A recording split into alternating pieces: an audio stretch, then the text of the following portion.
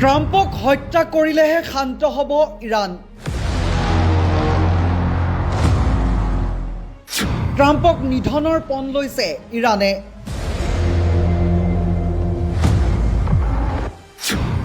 Donald ট্ৰাম্পক নিধন কৰিবলৈ সাজু 900 মিছাইল।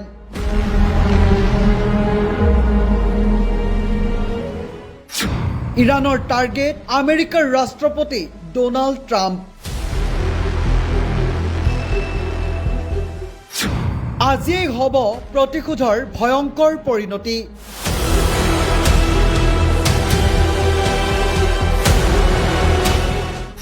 ট্ৰাম্পৰ বাসগৃহত এয়াৰ ষ্ট্ৰাইকৰ বাবে সম্পূৰ্ণ সাজু ইৰাণ।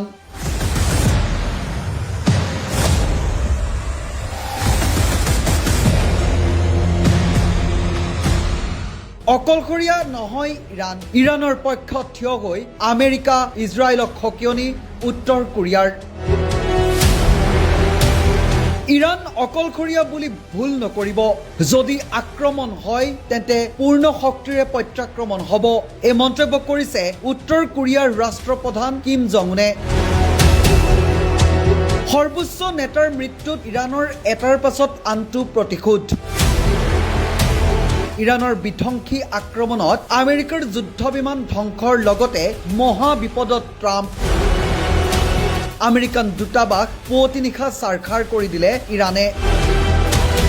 বহু আমেৰিকাৰ সেনাৰ প্ৰাণ হানি গ'ল এই আক্ৰমণত। লক্ষ্যত উপনীত নোহোৱালৈকে ইৰাণত আমেৰিকাৰ আক্ৰমণ অব্যাহত থাকিব বুলিও আমেৰিকাই জনাইছে।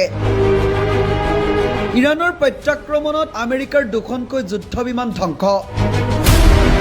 আনহাতে ইজৰাইল আৰু আমেৰিকাৰ আক্ৰমণত ইৰাণৰ সৰ্বোচ্চ নেতা আয়াতুল্লাহ আলী খামেনিৰ পত্নীৰ মৃত্যু।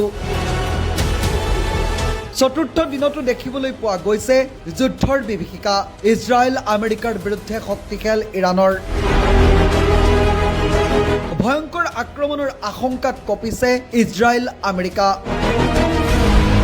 ইৰাণে আক্ৰমণ কৰিলে ইজৰাইলৰ পাৰমাণৱিক ঘাটিটো, আৰু এইদৰে এটাৰ পাছত আনটো আক্ৰমণ কৰি শক্তিশাল দেখুৱাইছে ইৰাণৰ ফালৰ পৰা।